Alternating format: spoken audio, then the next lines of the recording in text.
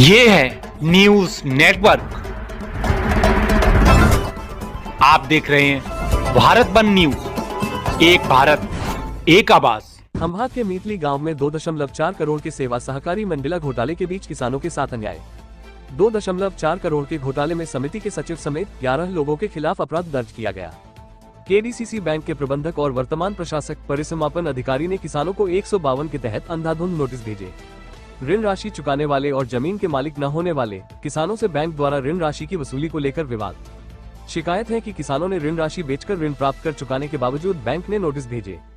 किसानों की रसीदें और चेक विवरण होने के बावजूद प्रशासक किसानों को मानसिक रूप से परेशान कर रहे हैं। मामला न्यायालय में लंबित होने के बावजूद भी प्रसिद्ध व्यक्ति न्यायालय के आदेश के बिना वसूली करने पहुंचे। 3.65 लाख की वसूली का नोटिस एक बुजुर्ग व्यक्ति को भी भेजा गया, जिसके पास जमीन ही नहीं थी। किसान तब भाग गए जब परिसमापक और बैंक प्रबंधकों ने साक्ष्य के अभाव के बावजूद किसानों को वसूली के लिए नोटिस भेज दिए। आशिक शेख की रिपोर्ट। केडीसीसी बैंक के खर्चा अधिकारी एक्स वाई जेड માં નહીં જોવાનું કોર્ટ મેટર તો મિટલી સેવાના કેડીસીસી ચાલુ છે હવે એ બેનો શું નિકાલ આવશે કોર્ટ આપવાની આ મારો કાલનો જવાબ હતો આજનો જવાબ છે કોર્ટ જે નિયમ હુકમ આવે છે એ બધા શિરોમાન્ય રહેવાનો છે તો પછી ખેડૂતને હેરાન કરવાનો મતલબ શું છે અને તમારું મેટર અને પૈસા કોને પડે એ પછી મને ખબર પડી ને કે મારા 10 લાખ રૂપિયા ભરાણા નથી એટલે મેં એની ઉપર પ્રેશર કરી 10 લાખ રૂપિયા બેંકમાં ભરાઈ દીધા એની પહોંચ છે મારી તો હવે પછી શા માટે મારી ઉપર મને નોટિસ ઇસ્યુ કરવામાં આવે પ્રતિષ્ઠિત લોકોના તો બ્લેકમેલ મેડમ હું અમદાવાદથી ધક્કા ખાઉં છું હું અમદાવાદ વસ્ત્રાથી ધક્કા ખાઉં છું અહીંયા દરેક નોટિસ છે જવાબ આપવા માટે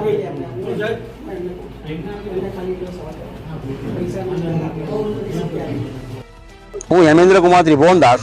હેમેન્દ્રભાઈ જણાવશું કે બેંકો તમને નોટિસો આપે છે, શું છે સમગ્ર ઘટના? બેંકે મને નોટિસ આપ્યા બાદ મને જાણવા મળે કે મારું ખાતું બાકી બોલે છે। ખરેખર ફેબ્રુઆરી 2023 માં 10 લાખ રૂપિયા મેં મીટલી સેવા સહકારી મંડળીમાં ભરેલ, જેની મને પહોંચ પણ આપવામાં આવે છે। ત્યારબાદ બોજા નો ડ્યુનો સર્ટી લઈ અને બોજા મુક્તિની એન્ટ્રી પાડી છે। આઈસીઆઈસી બેંકમાંથી મેં 50 લાખનું ધિરાણ મેળવેલ છે। બેંકે મને જણાવ્યું કે તમારું બાકી બોલે છે, એટલે મેં સેવા સહકારી મંડળનો કોન્ટેક્ટ કરી રૂપિયા 10 લાખ રૂપિયા નહોતા ભરાયા એ મેં ભરાવી દીધા છે। આજની તારીખમાં ખેડા જિલ્લા મધ્ય સહકારી બેંકમાં મારા 23 લાખ બસ બાકી બોલે છે।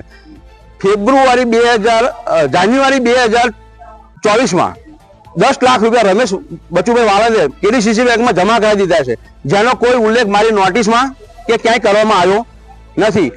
આમ આ ઉપરાંત મારા 7/12માં કેડીસીસી બેંકે બે એન્ટ્રી પાડી છે, 13/190 અને 13/191, જેમાં 23 લાખ પ્લસની એન્ટ્રી છે।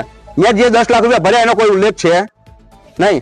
બેંકને રજૂઆત કરવા છતાં અમારું બેંક કોઈ સાંભળતી નથી। 20/12/2024 મેં બેંકને લેખિતમાં અરજી કરેલ કે મેં 8 રૂપિયા ભર્યા છે, એના પુરાવા મેં આપેલ, તો મને નો ડ્યુનો સર્ટી આપવા વિનંતી।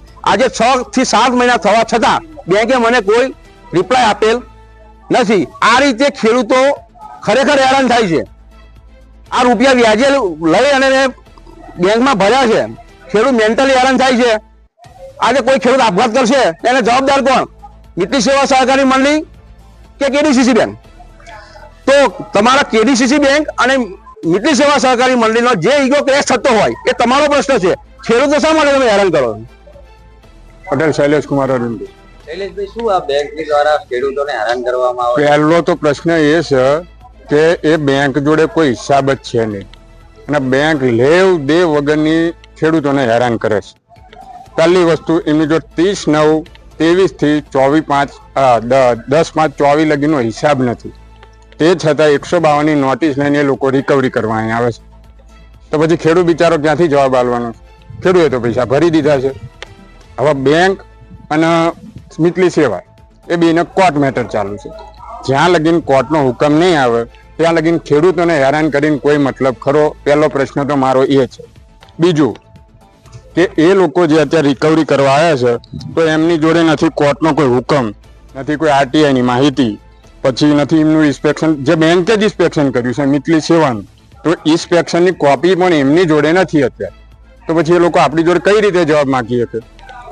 બીજું કે પાવતી આપણે બતાવીશું કે નકલી છે, કે આ તારીખે નથી આલી, કે આ તારીખે નથી, એમની જ પાવતી એમની બેંકમાં ભરેલી છે, તે છતાં એ માન્ય નથી રાખતા। તો ખેડૂત ક્યાં બીજી પાવતી લેવા ક્યાં જવાનો છે? મીટલી સેવાની તો પાવતી છે, તો એ પાવતી માન્ય નહીં રાખતા।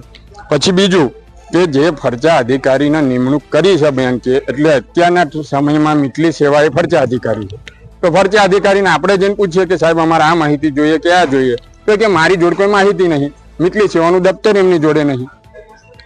તો પછી ખેડૂત જાય તો માંગણી શું છે તમારી? મારી માંગણી એ કે પૈસા ખેડૂતોએ ભર્યા છે તો ખેડૂતોને આ ચિત્રમાંથી દૂર કરી દેવો જોઈએ. ખેડૂતને આમાં હેરાન કરીને કોઈ મતલબ છે નહીં. અને એમ નાખે Darshaben Shah. Darshaben Shah, special recovery officer અને નાયબ મામલતદાર. સાહેબ, આ રિકવરી કરવા તમે મીટલી ગામ ખાતે આવ્યો છો. ઘણા ખરા ખેડૂતો જોડે પાવતી વગી, ઘણા ખરા ખેડૂતોની જમીન નથી, તેમ છતાં લાખો રૂપિયાનું બાકી લેણું કાઢ્યું છે. શું કહેવું? જે ફરજા અધિકારીએ જે પ્રમાણપત્રો જિલ્લા રજિસ્ટ્રારમાં સબમિટ કર્યા એના આધારે જિલ્લા રજિસ્ટ્રારે 103 બ મુજબના પ્રમાણપત્રો આપેલા છે મને, અને એના આધારે મેં 152ની માંગણાની નોટિસ કાઢેલી છે, જે જાણ ખાતર લોકોને સાંભળવા જરૂરી છે, એટલે ગામે સાંભળવા માટે આવ્યા છે. સાહેબ, કોઈ રેકોર્ડ નિરીક્ષણ તમે આ બાબતનું કરેલું? મારે એના માટે જિલ્લા રજિસ્ટ્રારના પ્રમાણપત્રોની જરૂર હોય છે. જે ક્લાસ 1 અધિકારી હોય છે એમને મને પ્રમાણપત્રો આપ્યા, એ આધારે મેં માંગણાની નોટિસ કાઢી છે. લક્ષ્મીબેન. કેડીસીસી બેંક દ્વારા નોટિસ આપવામાં આવી છે, શું કહેશો?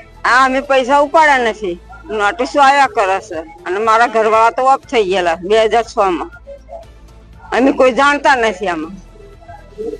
હાલ જે જમીન અંગે તમને નોટિસ આવી છે, જમીનના માલિક તમે છો? ના, બીજા છે, અમે નથી, બીજા છે. अगर आप ये वीडियो YouTube पर देख रहे हैं तो हमारा चैनल सब्सक्राइब कर लें और बेल आइकन का बटन दबाना ना भूलें। और अगर आप ये वीडियो Facebook पर देख रहे हैं तो हमारे पेज को लाइक जरूर करें।